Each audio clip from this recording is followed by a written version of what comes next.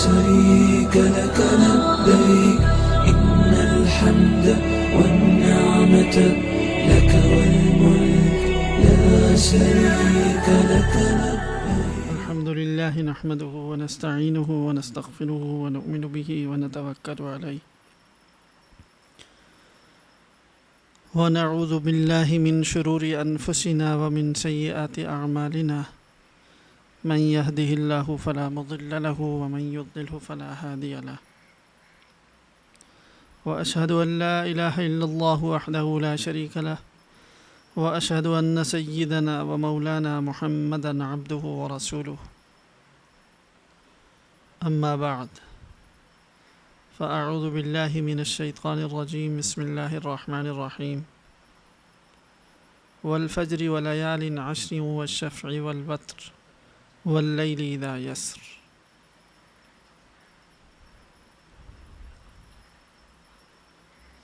وقال النبي صلى الله عليه وسلم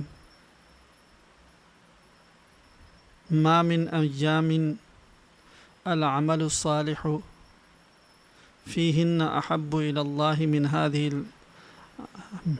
من هذه الأيام العشرة.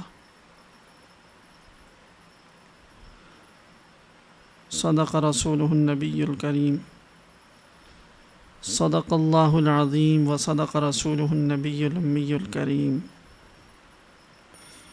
اللهم صل على سيدنا ومولانا محمد وعلى آل سيدنا ومولانا محمد عبدك ورسولك وصل على المؤمنين والمؤمنات والمسلمين والمسلمات.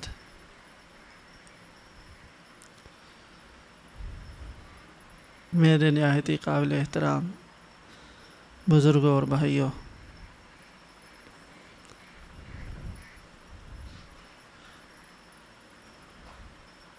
بھائی شفیق اجمل صاحب کی طرف سے پتہ چلا کہ اس طرح کی ایک مجلس ہے، تو دوست احباب جمع ہوتے ہیں اس میں، تو اس میں کوئی دین کی بات کر لی جائے۔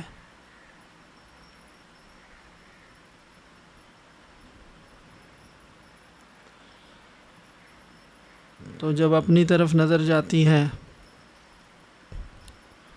تو ایک کلمہ اور ایک بات کہنے کی بھی اہلیت کسی بھی حوالے سے سمجھ میں نہیں آتی، لیکن جب دوسری طرف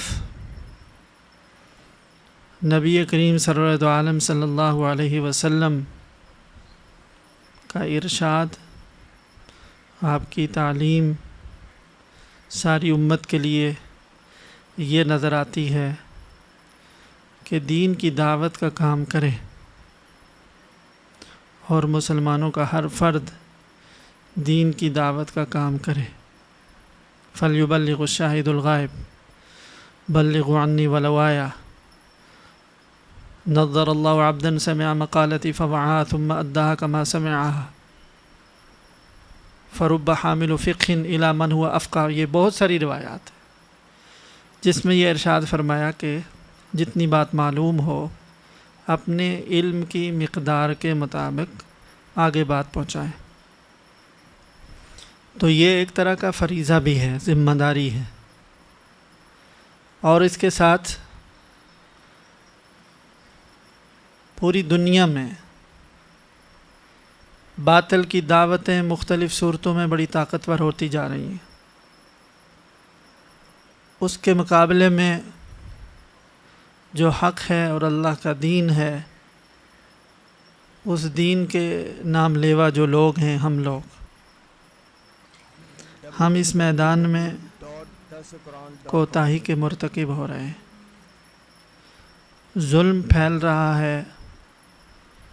ظلم کا مطلب ہر وہ چیز جو اپنی جگہ پر نہ ہو، اپنی جگہ سے، اپنے مقام سے ہٹ جائے، وہ ظلم ہے۔ لہذا معاشرتی طور پر، سیاسی طور پر، اخلاقی طور پر جتنی ناہمواریاں ہیں، جتنی بے اعتدالیاں ہیں پوری دنیا میں، یہ ظلم میں ہی ہے، اور اسی بے اعتدالی چاہے وہ بے حیائی کی شکل میں ہو اور یعنی فحاشی کی شکل میں ہو، حق تلفیوں کی شکل میں ہو، کرپشن کی شکل میں ہو، بددیانتی اور خیانتوں کی شکل میں ہو، اللہ کے حقوق توڑے جا رہے ہیں، بندوں کے حقوق ضائع کیے جا رہے ہیں، یہ ساری وہ چیزیں ہیں جو ظلم کے اندر آتی ہیں، اور اس کی دعوت مختلف شکلوں میں، مختلف صورتوں میں جاری ہے۔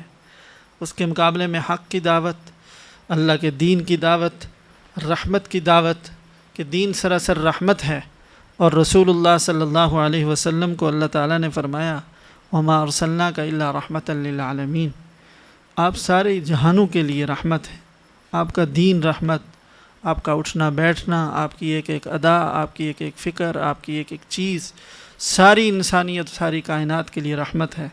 اس رحمت کو پھیلانے کے لیے اور اس کی دعوت کے لیے جو سرگرمی ہونی چاہیے، جو تڑپ ہونی چاہیے، اس میں ہماری طرف سے کوتاہی ہے۔ تو اس کی طرف جب نظر گئی تو یہ نااہلی کے احساس کے ساتھ باوجود بھی یہ تقاضا ہوا کہ ضرور جانا چاہیے، اور اپنی بات کہیں گے، اللہ تعالیٰ اسے ہمارے لیے بھی نافع بنائے، سننے والوں کے لیے بھی نافع بنائے۔ اور تیسرا سبب یہ تھا کہ جب دین کے تذکرے کے لیے اللہ کا ذکر ہو رہا ہو، جس مجلس میں رسول اللہ صلی اللہ علیہ وسلم کا ذکر ہو، ایسی مجلس کو رسول اللہ صلی اللہ علیہ وسلم نے جنت کا باغ قرار دیا، اور فرمایا کہ جب تم جنت کے باغوں کے پاس سے گزرو تو اس میں سے میوے اور پھل اور ثمرات چن کر کھایا کرو۔ صحابہ نے پوچھا جنت کے باغ کیا ہیں؟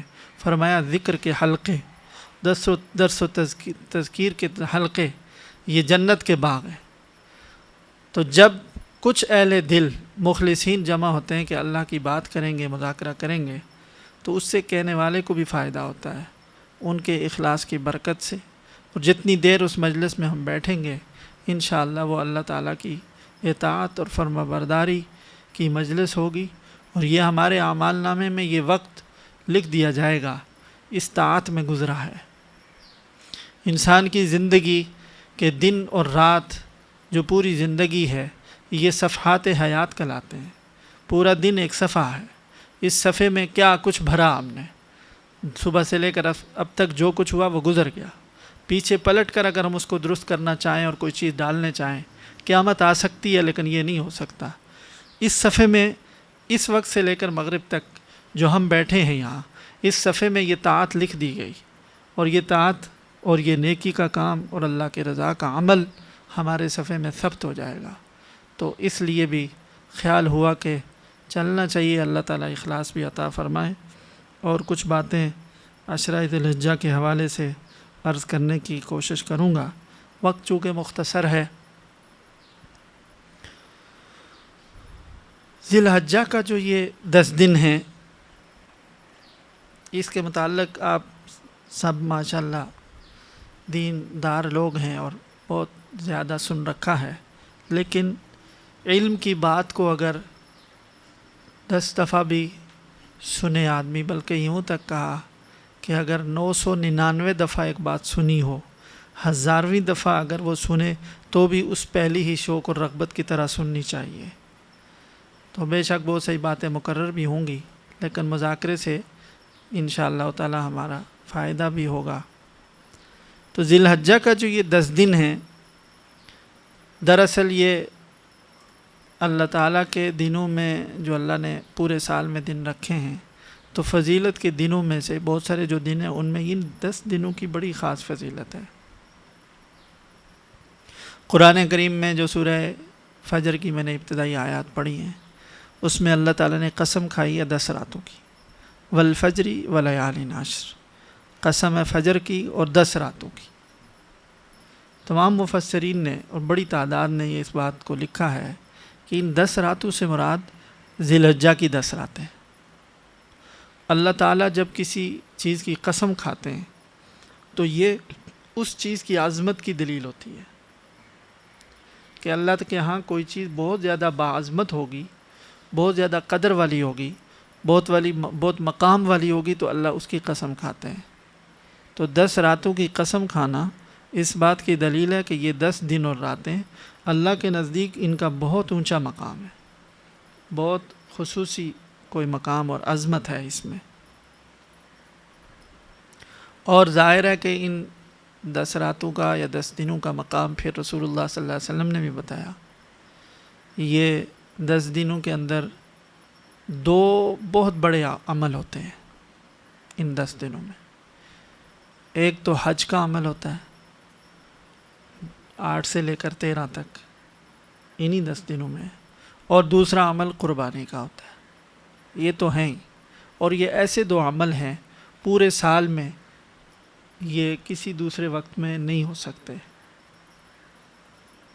باقی ہر عمل کا کوئی نہ کوئی بدل ہوتا ہے. نماز فرض ہے تو آپ دوسرے وقت میں نفل نمازیں پڑھ سکتے ہیں.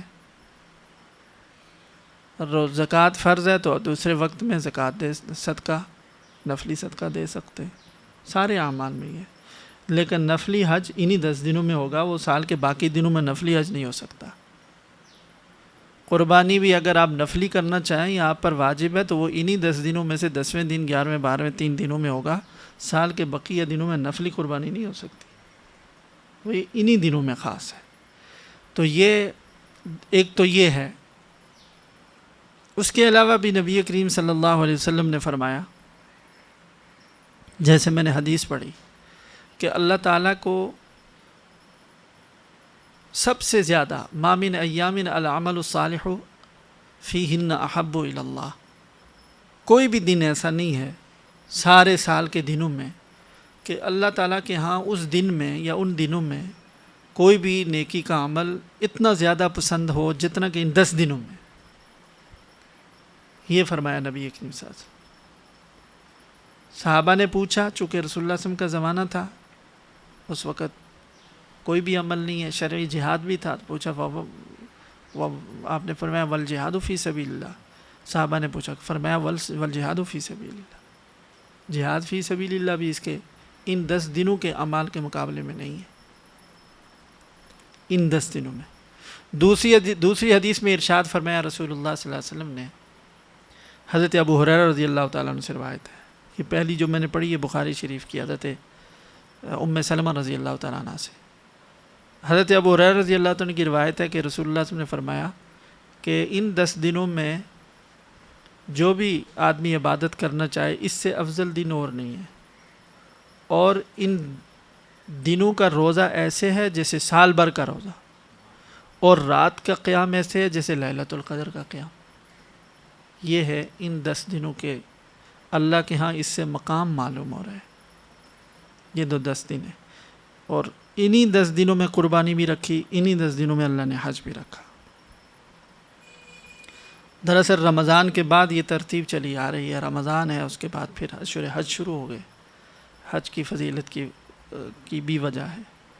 تو ان 10 دنوں میں جو بھی کوئی عمل کرے گا، وہ ذکر کرے، تلاوت کرے، نماز پڑھے، نفلی نماز، صدقہ دے، خیرات کرے، روزہ خاص طور پر روزہ رکھے، تو باقی دنوں کے مقابلے میں بہت زیادہ اجر و ثواب کے یہ دن ہیں. میرے محترم بھائی اور بزرگوں، یہ وہ حقائق ہیں، یعنی وہ اتنی صاف صاف رسول اللہ صلی اللہ علیہ وسلم کی تعلیمات ہیں کہ اس میں کوئی شک و شبہ نہیں. اس کو بہت پھیلانے کی ضرورت ہے. لوگ کن کن چیزوں کو، مطلب دین کی تعلیم، دین کے احکام، رسول اللہ صلی اللہ علیہ وسلم کے یہ واضح احکام اسلامی معاشرے سے بالکل بھولتے جا رہے ہیں. بہت مخصوص مجلسوں میں مخصوص لوگوں تک ان کی معلومات ہیں. عام مسلمان معاشرے میں اس کی معلومات نہیں کہ ان دنوں کی اتنی بڑی فضیلت ہے، اور یہ دن ہمیں عطا کیے گئے ہیں زندگی میں. تو ایک تو عمومی فضیلت ہے اس کی، ان 10 دنوں کی، اور پھر کچھ خصوصی اعمال بھی ہیں. کوئی روزہ رکھنا چاہے 1 ذی الحجہ سے 9 ذی الحجہ تک، جس دن بھی رکھنا چاہے، روزے کی فضیلت ہے. رات کو جو عبادت کرنا چاہے، دن کے وقت میں جو اعمال کرنا چاہے. لیکن کچھ خصوصی اعمال بھی ہیں. خصوصی اعمال یہ ہیں، نمبر 1، نبی کریم صلی اللہ علیہ وسلم نے فرمایا کہ تم میں سے جو شخص قربانی کرنا چاہے، یہ عشرہ ذی الحجہ کے کچھ خصوصی اعمال ہیں، تم میں سے کوئی شخص اگر قربانی کرنا چاہتا ہے اس کے پاس ارادہ ہے اس کا، تو اس کو چاہیے کہ ذی الحجہ کا جب چاند نظر آئے تو وہ اپنے بدن کے بال اور ناخن وغیرہ نہ لے، جب قربانی کر لے اس کے بعد اپنے بال اور ناخن تراشے۔ یہ ایک ایسا عمل ہے جس کا رسول اللہ صلی اللہ علیہ وسلم نے فرمایا کہ قربانی کرنے والا اگر کرے گا تو یہ بڑا فضیلت والا عمل ہے۔ لازمی قرار نہیں دیا، واجب قرار نہیں دیا ہے، اگر کوئی کسی وجہ سے کاٹ لے تو گناہ نہیں ہے، لیکن ہے بڑی اس میں فضیلت۔ دیکھیے بات دراصل یہ ہے کہ اس میں ان اللہ کے بندوں کے ساتھ ایک مشابہت اختیار کرنی ہے جو دور دراز سے سفر کر کے اللہ کے گھر کا حج کرنے گئے، حجاج کے ساتھ۔ کس میں؟ بال نہ کاٹنے میں، ناخن نہ کاٹنے میں، بال چھوڑ کر کے، ناخن چھوڑ کر کے 10 دنوں کے لیے۔ گویا یہ آدمی ان جیسا اپنے آپ کو بنا کر پیش کر رہا ہے، ان کی نقل، کہ وہ چونکہ وہاں گئے ہوئے ہیں تو حاجی کے لیے یہ حکم ہے کہ جب وہ احرام باندھتا ہے آدمی، تو احرام کے بعد کچھ چیزیں منع ہو جاتی ہیں، کافی ساری چیزیں ہیں، خوشبو نہیں لگا سکتے، سلے ہوئے کپڑے نہیں پہن سکتے، مرد جو ہے سر نہیں ڈھانک سکتا، چہرہ نہیں ڈھانک سکتا، پاؤں نہیں ڈھانک سکتے، بال ناخن نہیں کاٹ سکتے۔ یہ کچھ پابندیاں ہوتی ہیں جب تک احرام سے آپ نکلتے نہیں ہیں اس وقت تک۔ تو ان میں سے 2 چیزیں فرمائیں کہ جو قربانی کرنا چاہتا ہے اور وہاں نہیں جا سکا تو وہ یہ کر لے کہ ناخن تراشنا چھوڑ دے، بال کاٹنا چھوڑ دے، 1 ذی الحجہ سے 10 تک قربانی کر کے کاٹے۔ تو ان 10 دنوں میں گویا کہ یہ اپنے آپ کو دکھاتا ہے اللہ کے سامنے کہ میں ان عشاق کی طرح ہوں کہ جا تو نہیں سکا، دروازے پر حاضر تو نہیں ہو سکا، استطاعت نہیں تھی یا کوئی عذر تھا، لیکن میں ان کے ساتھ گویا ان جیسا بن گیا ہوں، بال بھی نہیں کاٹ رہا ہوں، ناخن بھی نہیں تراش رہا ہوں۔ تو ایک مشابہت اختیار کرنی اس کی، یہ وہ چونکہ اللہ کو بہت پسند ہے یہ عمل کہ زیب و زینت کو بھی چھوڑ کر، خوشبو کو بھی چھوڑ کر، لباس کو بھی چھوڑ کر دیوانوں کی طرح اللہ کے گھر کا چکر لگا رہے ہیں، تو بہت پسند ہے یہ عمل چونکہ اللہ کو۔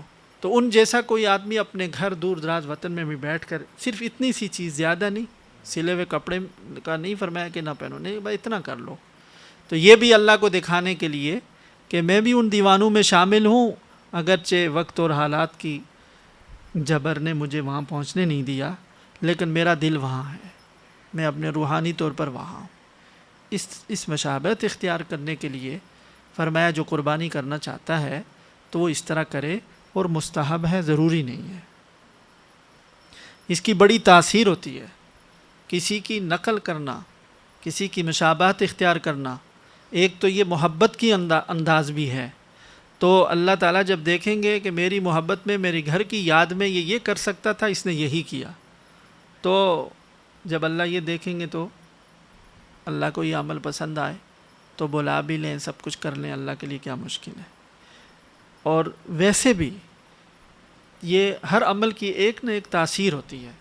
یہ جو مشابہت اختیار کرنے والی بات ہے، یہ ایسی زبردست چیز ہے کہ نبی کریم صلی اللہ علیہ وسلم نے فرمایا، اس لیے ہمارے علماء اور بزرگ بڑی سخت اس کی کوشش کرتے ہیں اور تربیت فرماتے ہیں، تعلیم فرماتے ہیں، یہ دوسرے ایسے لوگوں کی مشابہت اختیار نہ کرنا کہ جو اللہ کے باغی ہوں، اللہ کے رسول سے کے باغی ہوں، اس لیے کہ اس کا بڑا اثر ہوتا ہے۔ اور چنانچہ فرمایا من تشبہ بقوم فہو منہم، جو کسی قوم کچھ لوگوں کی نقل کرتا ہے، ویسا بننے چاہتا ہے اور ویسے بن کے دکھاتا ہے، تو اللہ تعالیٰ اس کا حشر اسی کے ساتھ کریں گے۔ موسیٰ علیہ السلام کے ساتھ جادوگر، جو علامہ قرطبی نے یہ لکھا ہے تفسیر قرطبی میں، کہ جو جادوگر مقابلہ کرنے کے لیے آئے تھے تو ان کو اللہ تعالیٰ نے ہدایت عطا فرما دی تھی. جب انہوں نے دیکھا موسیٰ علیہ السلام نے، انہوں نے آ کر رسیاں ڈالی تو لوگوں کو نظر آنے لگا جیسے سانپ پھر رہے ہیں، تو وہ تو جادو تھا، حقیقت میں تو وہ رسیاں تھیں. تو موسیٰ علیہ السلام نے اپنی لاٹھی ڈالی جب، تو وہ تو حقیقی سانپ بن گیا اور اس نے وہ ساری رسیاں نگل لیں. تو وہ چونکہ ماہر فن لوگ تھے، اس فن کو سمجھتے تھے، انہوں نے سمجھ گئے کہ یہ تو جادو نہیں ہے، یہ تو حقیقت ہے، حقیقت کا سانپ ہے یہ. تو لہذا یہ اللہ کا پیغمبر ہی ہو سکتا ہے، یا اللہ کی قدرت ہے. لیکن ان کے ایمان اللہ کی رحمت متوجہ ہوتی ہے تو ایمان لاتا ہے کوئی. ان کے ایمان کا سبب لکھا ہے کہ جب وہ مقابلہ کرنے کے لیے آئے تو موسیٰ علیہ السلام کا جو لباس تھا، جو ان کا لباس تھا، وہ کھلا ڈھیلا لباس پہنتے تھے.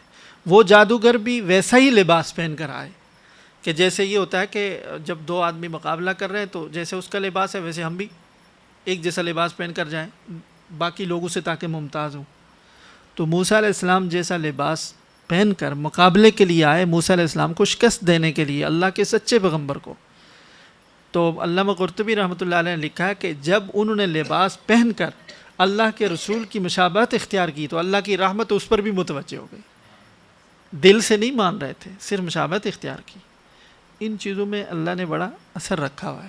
تو اس لیے فرمایا کہ ایک عمل تو یہ ہے کہ کوئی اگر کر سکے، کسی کو اگر بعض لوگوں کو الرجی ہوتی ہے، تکلیف ہوتی ہے تو کوئی لازمی نہیں ہے، لیکن کوئی اگر کر رہے تو یہ اچھا عمل ہے کہ ذی الحجہ کے چاند جب نظر آئے اس سے پہلے اسی دن کو آدمی بال کاٹ لے تاکہ ہفتہ ایک دن تک وہ ہو سکے. تو پھر 10ویں ذی الحجہ کو جب قربانی کرے گا تو اس کے بعد بال تراشے. ایک عمل تو یہ ہے عشرہ ذی الحجہ کا. دوسرا عمل ہے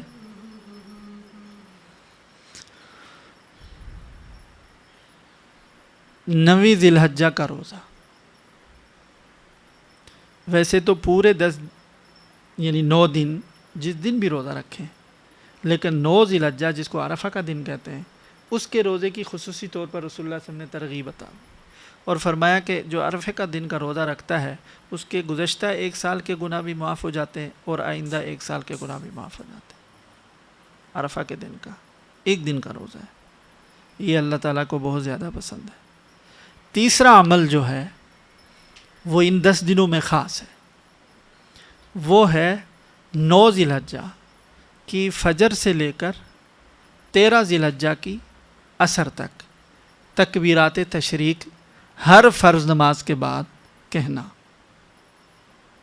9 ذی الحجہ کی فجر سے لے کر 13 ذی الحجہ کی عصر تک، عصر کی نماز کے بعد ہوگا، اس کے بعد ختم ہو جائے گا. اللہ اکبر اللہ اکبر لا الہ الا اللہ واللہ اکبر اللہ اکبر وللہ الحمد. اللہ کی بڑائی بیان ہو رہی ہے. یہ واجب ہے ہر مرد پر، عورت پر، شہری ہو یا دیہاتی ہو، بوڑھا ہو یا جوان ہو، مرد ہو یا عورت ہو، جماعت سے نماز پڑھے یا تنہا نماز پڑھے، سب پر. عورتوں پر بھی واجب ہے، مردوں پر بھی واجب ہے. ایک مرتبہ مردوں کے لیے تو یہ کہ ایک مرتبہ متوسط بلند آواز میں، بہت اونچی نہیں، بالکل دل میں بھی نہیں، متوسط انداز میں. لیکن مسجد میں اس طرح کہنا چاہیے کہ گونج پیدا ہو، اس لیے کہ اللہ کی بڑائی اور عظمت جہراً اونچے آواز سے کہنا پسندیدہ ہے. ان دنوں میں خوب اللہ کی بڑائی بیان کریں. تو اللہ اکبر لا الہ الا اللہ واللہ اکبر یہ یاد ہونا چاہیے اور لکھ لینا چاہیے. مرد تو مسجد میں نماز پڑھتے ہیں تو وہ بھول بھی جائے تو کچھ دوسرے پڑھ لیتے ہیں تو یاد آ جاتا ہے. خواتین کا مسئلہ ہوتا ہے گھروں میں، ان کو یاد نہیں آتا چونکہ جماعت سے تو انہیں نماز پڑھنی نہیں ہے.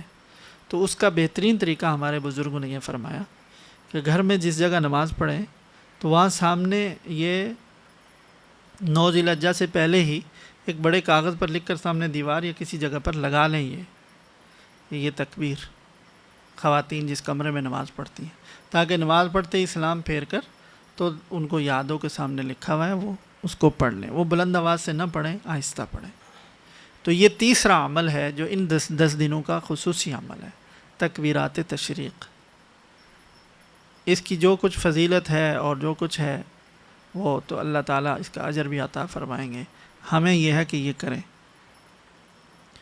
چوتھا عمل ہے ان 10 دنوں کا، وہ ہے قربانی، جو 10 ذی الحجہ کو قربانی دی جاتی ہے۔ قربانی، قربان ان سے نکلا یہ لفظ، قرب سے ہے، ایسا عمل جس کی وجہ سے اللہ کا قرب نصیب ہوتا ہے، اللہ کی نزدیک ہوتا ہے آدمی، اللہ کے قریب جاتا ہے آدمی۔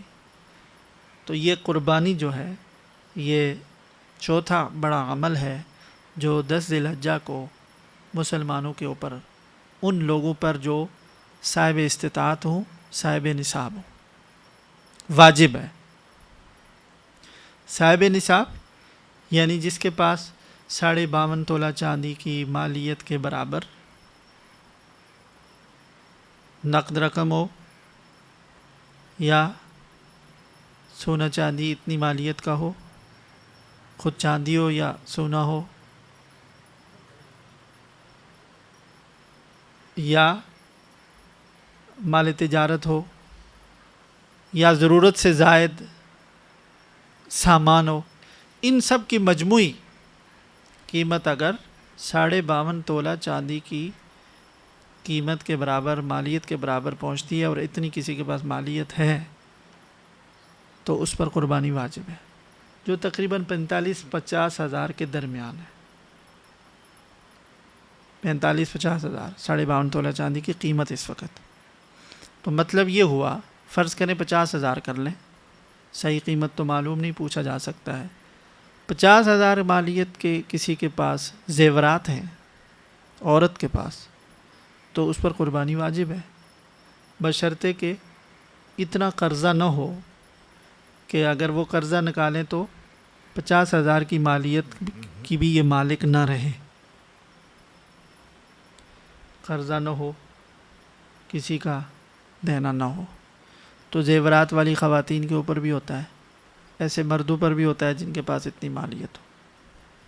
حضرت عائشہ صدیقہ رضی اللہ تعالیٰ عنہ فرماتی ہیں کہ رسول اللہ صلی اللہ علیہ وسلم نے فرمایا کہ دیکھو، قربانی جب کرتے ہو، جب کرو گے تو قربانی کا جو جانور ہے جب ذبح کرو گے تو اس کا قطرہ زمین پر گرنے سے پہلے اس قربانی کو اللہ قبول کرتے ہیں، تمہارے گناہ معاف ہو جاتے ہیں۔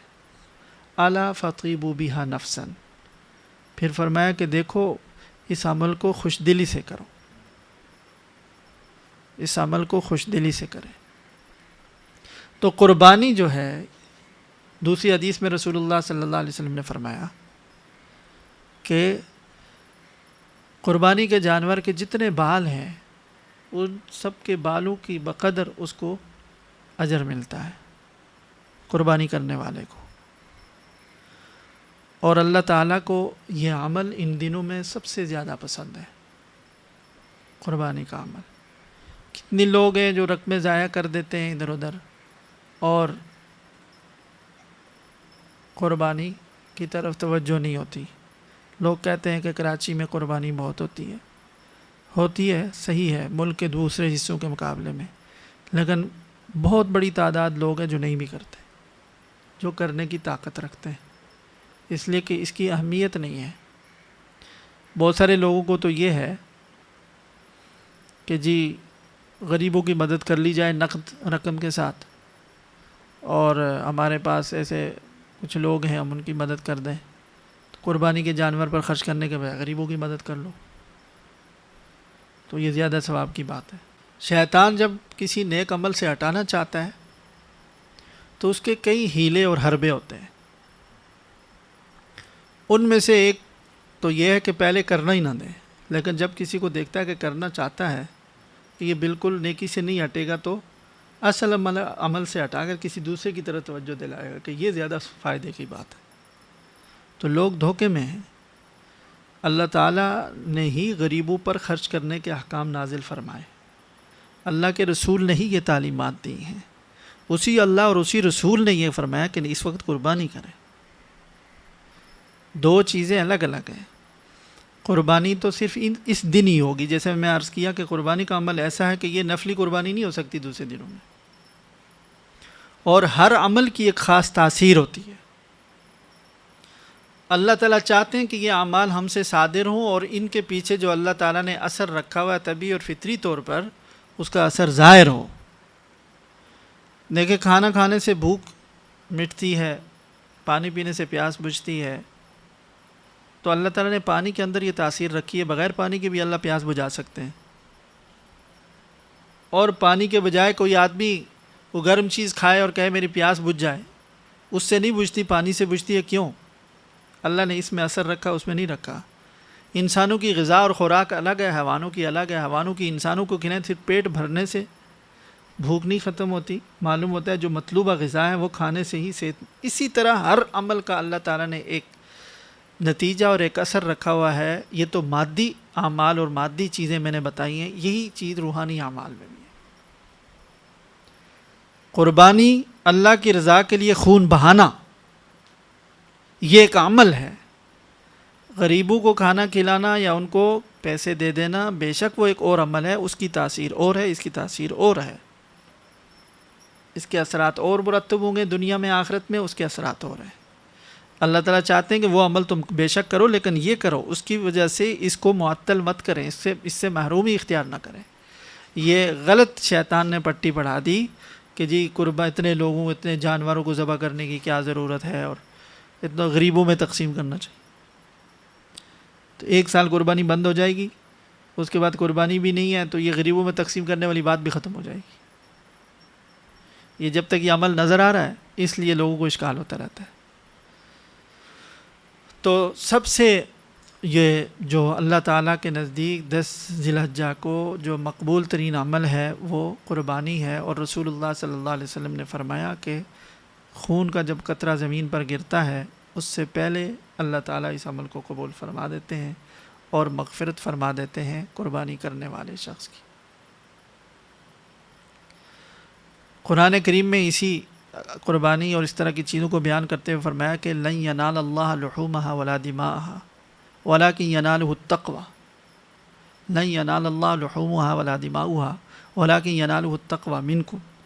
اللہ تعالیٰ کے پاس قربانی یا ان چیزوں کا نہ گوشت جاتا ہے نہ خون جاتا ہے.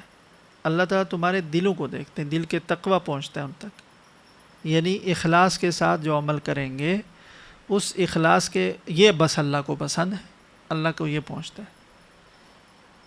ہمارے بزرگوں نے بہت اچھی مثال سے سمجھایا کہ دیکھیں اللہ تعالیٰ، مولانا مثنوی رحمۃ اللہ علیہ نے ایک واقعہ لکھا ہے کہ ایک دیہاتی شخص تھے.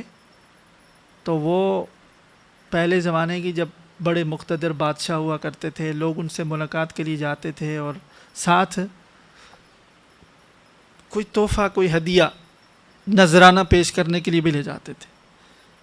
کہا بغداد میں اس زمانے میں جو سلطان تھے مسلمان بہت بڑے، تو ایک دیہاتی نے کہا کہ میں ان سے ملوں جا کر اور کچھ ہدیہ بھی پیش کروں. اور پتہ ہوتا تھا کہ بادشاہ کو ہدیہ دینے کا مطلب یہ ہے کہ وہ واپس خوش ہو کر وہ بخشش کرے گا. تو گھر والی سے پوچھا، اور رہتے صحرا میں تھے، پانی وہاں میٹھا ملتا نہیں تھا، کسی ایسے گاؤں میں تھے. تو گھر والی سے پوچھا کیا چیز لے جاؤں؟ تو اس نے کہا کہ ہمارے جو مٹکے میں پانی ہے بہت میٹھا ہے، بادشاہ کو یہ پانی کہاں ملتا ہوگا، یہ لے جائیں. مٹکا اٹھایا اور چل دیے. کئی دنوں کا سفر ہے، ہوائیں چل رہی ہیں، گرد و غبار اڑ رہا ہے، سب کچھ. تو وہ جا کر پہنچے دربار میں اور کہا بادشاہ سے ملاقات کرنی ہے. ملاقات کے لیے بھیج دیا اور مٹکا بھی ساتھ. لوگ تو بادشاہ سے مل کر کہا کہ میں آپ کے لیے ایک تحفہ لایا ہوں، یہ مٹکے کا پانی ہے اور یہ ایسا ہے کہ بہت میٹھا پانی ہے، صاف پانی ہے. تو بادشاہ نے کہا اس کو کھولیں. جب اس کو کھولا تو اس سے وہ اتنے دنوں سے وہ بند ہے اور اس میں گرد و غبار اور ساری چیز، تو اس کے اندر ایک بدبو سی بھی پیدا ہوئی تھی. تو بادشاہ نے کہا دیکھتے ہی، اب ضبط کرتے ہوئے کہا کہ ہاں بھائی یہ تو بہت، ایسا کرو پانی اندر برتن میں ڈال کر کے یہ جو مٹکا ہے نا یہ پورا ان کو دراہم سے بھر کر دے دو، یہ بہت قیمتی تحفہ ہمارے لیے لائے۔ تو وہ مٹکا بھر کر کے دیا اور لے گئے، اور ساتھ ساتھ بادشاہ نے یہ کہا کہ اس کو جاتے ہوئے دریائے دجلہ کے کنارے سے لے جائیے۔ جو ہی محل سے باہر نکلے تو دریائے دجلہ تو ساتھ ہے وہاں۔ تو جب اس نے دیکھا تو دیہاتی نے، اس کو تو پتہ بھی نہیں تھا، تو کہا کہ یہ کیا؟ کہا کہ دریا ہے، اس کا پانی ذرا چکھ کر دیکھو۔ اس نے چکھا تو بالکل میٹھا بھی ہے، صاف بھی ہے۔ اب اس کو بڑی شرمندگی ہوئی، بڑی ندامت ہوئی کہ میں نے کیسی گستاخی کی۔ بادشاہ کو میں نے کہا گندے پانی کو کہ یہ اتنا میٹھا اور شفاف پانی آپ کو اس جیسا کہاں ملتا ہوگا، اس کے گھر میں تو دریا بہتا ہے۔ مولانا رومی رحمۃ اللہ علیہ فرماتے ہیں واقعہ نقل کرنے کے بعد کہ ہماری طاعت اور عبادتیں جو ہم اللہ کے دربار میں بڑا خاص عمل اور ہدیہ بنا کر پیش کرتے ہیں، ان کی مثال اس بدبودار مٹکے کی طرح ہے، لیکن اللہ تعالیٰ اس بدبودار مٹکے کو بھی بھر کر واپس کر دیتے ہیں۔ یہ بھی نہیں کہتے کہ تم کیا لائے ہو، اللہ تعالیٰ اس کو بھی بھر کر عطا فرما دیتے ہیں۔ تو یہ جو قربانی کا عمل ہے، بے شک اس میں ہماری طرف سے وہ جو بھی ہو، لیکن اللہ تعالیٰ کو کچھ نہیں ملنا ہے۔ اللہ کے لیے تو ہم نے جب خلوص سے پیش کر دیا تو اس پر اللہ تعالیٰ اجر و ثواب، یہ جو فرمایا کہ ایک ایک بال کے اوپر نیکی ملے گی اور جنت کی بشارت اور یہ ساری چیزیں قیامت کے دن، تو یہ ہمارے ٹوٹے پھوٹے عمل پر ہے، لیکن شرط یہ کہ اخلاص ہو۔ اللہ تعالیٰ ریا سے بچائے۔ مقابلہ، دکھاوا، فلاں نے اتنا جانور لایا ہم اس سے بڑا جانور لائیں، سامنے والوں نے ایسا جانور لایا تو ہم ایسا لے آئیں، اور پھر بتاتے پھرنا کہ اتنے لاکھ کا لائیں اور اتنے ہزار کا لائیں، اور اس طرح سے یہ چیزیں عمل کو ضائع کر دینے والی ہیں۔ دکھاوا ہو یا تفاخر ہو، بڑائی، تو اس سے عمل ضائع ہو جاتا ہے۔ تو اس کی کوشش ہو کہ قربانی کا عمل نہایت اخلاص کے ساتھ صرف اللہ کی رضا کے لیے، کہ ہم اللہ کی رضا کے لیے یہ جانور کو ذبح کر رہے ہیں۔ اصل قربانی بس یہ خون بہانا ہے، اس کے بعد گوشت خود رکھیں، کسی کو دیں، بہتر یہ کہ 3 حصے کیے کریں، لیکن اصل اللہ کو یہ پسند ہے کہ اللہ کی رضا کے لیے قربانی دے رہے ہیں، جانور کو ذبح کر رہے ہیں۔ تو اس میں جتنا اخلاص ہوگا اور جتنی اللہ کی رضا مطلوب ہوگی تو انشاءاللہ یہ قبول ہوگا۔ اللہ تعالی ہمیں تمام اعمال ہمارے قبول فرمائے۔ وآخر دعوانا www.darusquran.com لبيك اللهم لبيك لبيك لا شريك لك لبيك إن الحمد والنعمة لك والملك لا شريك لك لبيك